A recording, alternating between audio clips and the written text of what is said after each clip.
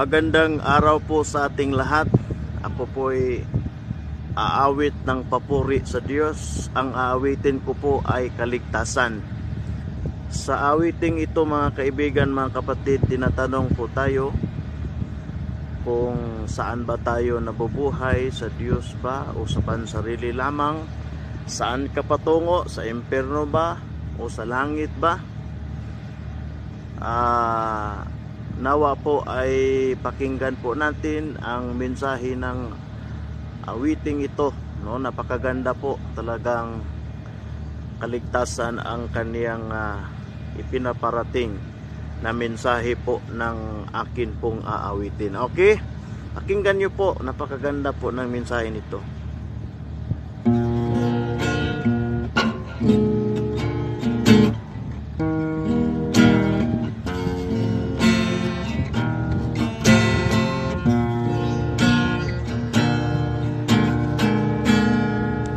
Ano ka nabubuhay, mahal na kaibigan? Sa Diyos ba o pansarili lamang? Saan ka patungo? Sa langit ba o impyerno? Isipin mo ito, kaibigan ko.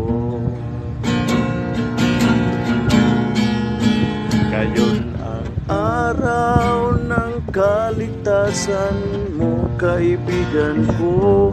Maari na ang bukas ay di na darating. Buhay mo'y madaling lilipas at magwawakas.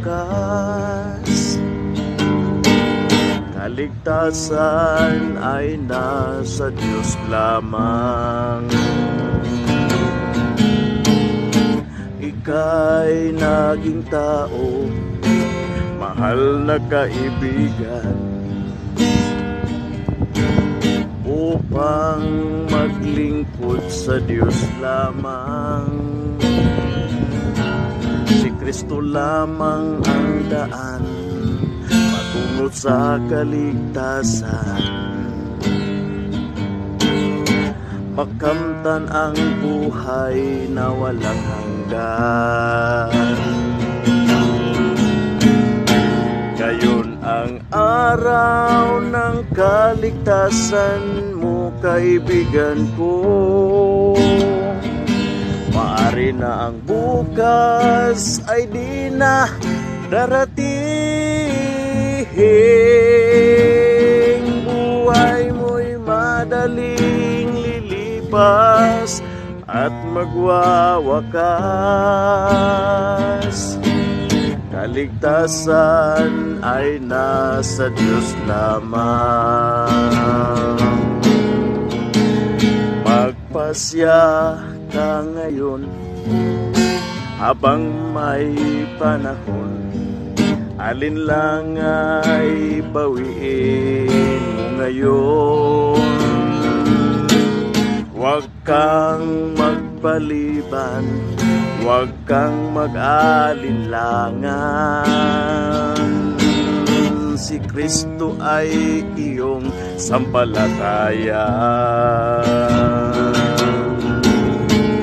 Ngayon ang araw ng kaligtasan mo, kaibigan ko. Maari na ang bukas ay di na darating. Buhay mo'y madaling lilipas at magwawakas. Kaligtasan ay nasa Diyos lamang. Kaligtasan ay nasa Diyos lamang. Kaligtasan ay nasa Diyos lamang.